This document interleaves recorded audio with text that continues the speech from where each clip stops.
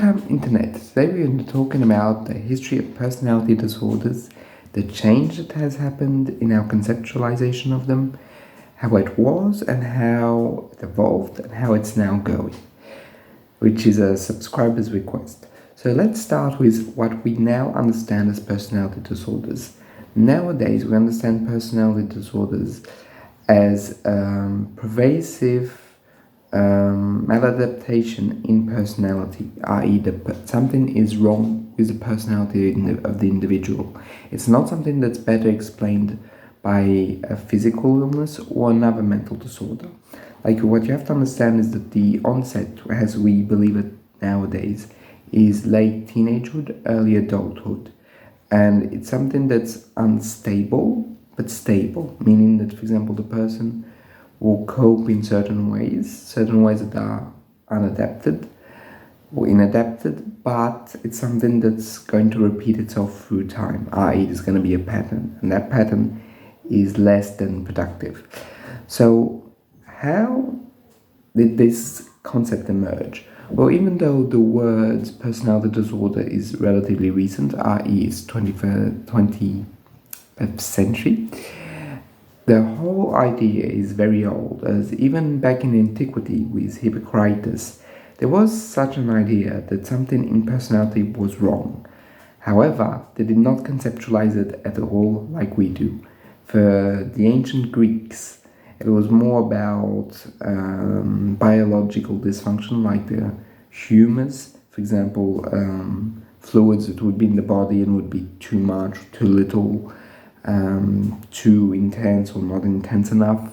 They had a very biological way of framing mental illness, which is very interesting because you would think that it would lean more into a more mystical, but not really.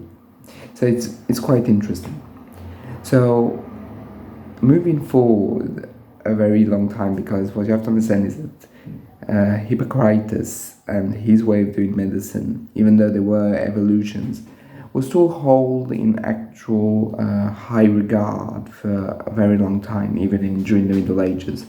So I'm sure there's lots of stuff happening, but my research for this video did not show me what really happened in the Middle Ages, and that would be like a whole thesis to do on what happened during those times for personality disorders. But if we are to go back to the 19th century, what started happening is that people started to see personality disorders as a form of madness, but without delusions. I.e. something was wrong, like they could tell, but something that wasn't really psychotic, and started a whole framework of thinking of the personality in of itself, that something was not right, but you could not really understand what was not right. So the first person that really started to try and conceptualize of personality disorders as a standalone was Kraepelin, or Kraepelin in French. So I'm not sure how you say it in German, but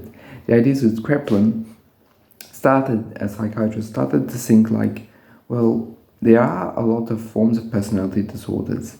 He started calling those forms of personality disorders psychopathy. So it's not psychopathy how we necessarily think of it. It was to say that something was wrong within the personality. For Kraepelin, that meant that something was off. But it was not as like nowadays when we say psychopath, it's an incredibly bad look. It means antisocial.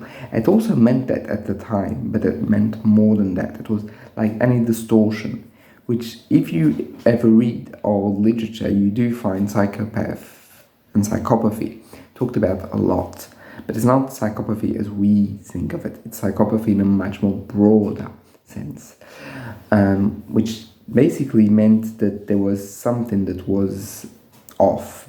And in that offness, there was a lot of things. There was this question of morals. For example, some people broke the law, what we would now call antisocial, and wouldn't learn from experience. They would still repeat it in a pattern.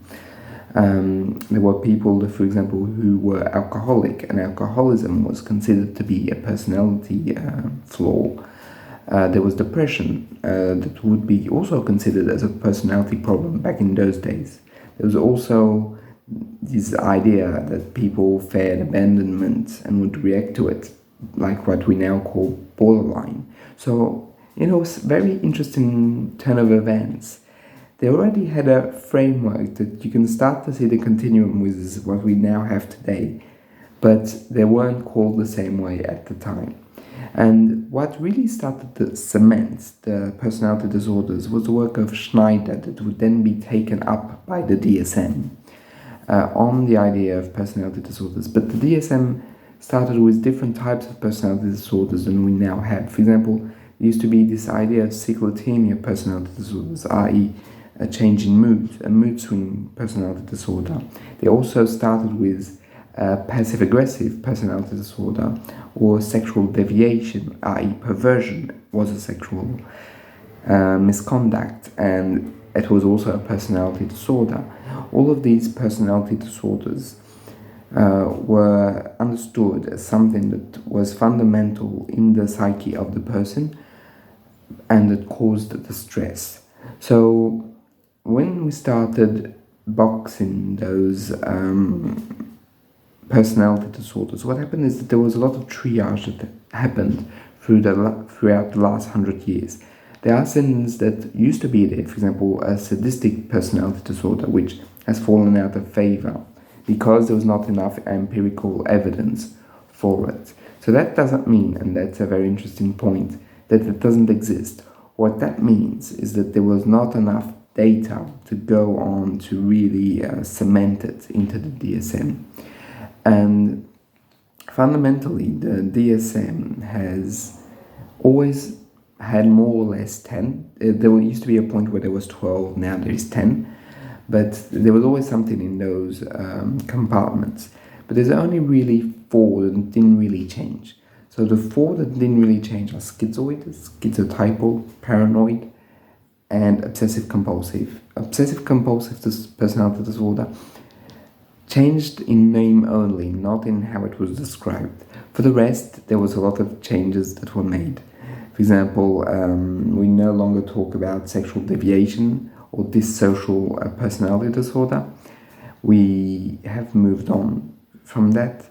However, and this is where it becomes very interesting, there are, for example, there's a push to reintegrate this social personality disorder.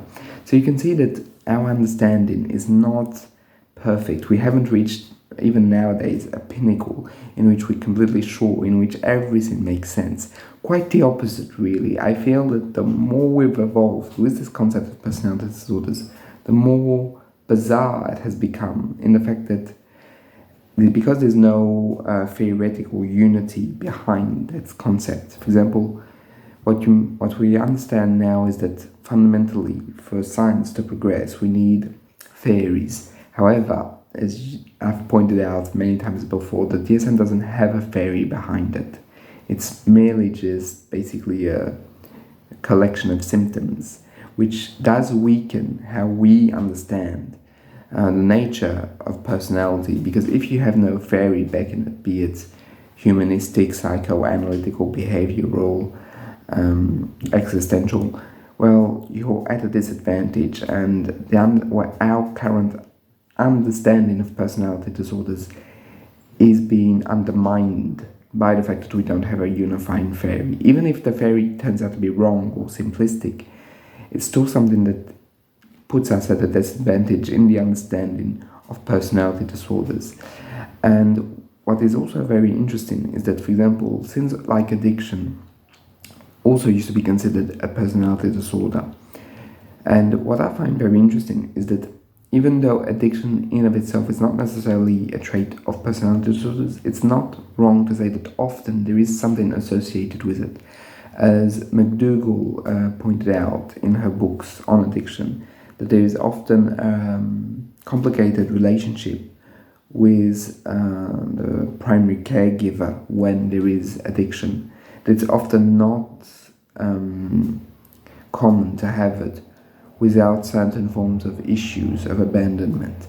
However, and this is also very important, because of current how the modern world has occurred and how the history, for example, notably of America with the opioid epidemic, and crisis, one can think that perhaps it's true that it is not necessarily a link between a personality disorder and an addiction.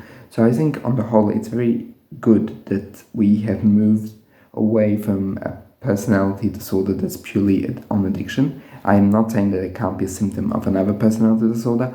I'm just saying that I think it should be considered for a whole bunch of reasons as something separate, even though it can merge with our personality disorders like borderline or antisocial or narcissistic and so on and so forth. What is also very interesting, I felt, because for this video I used this paper which I'll be linking in the description, the Evolution of Personality Disorders So the Evolution of Personality Disorders Diagnosis in the Diagnostic Statistical Manual of Mental Health Disorders. So fundamentally, it was a very interesting read, and this was the basis of this video. So I hope you found it interesting. If you felt that I have forgotten something or that something needs to be added, feel free to drop in the comments. I am not a history expert in personality disorders, so I might have missed some stuff.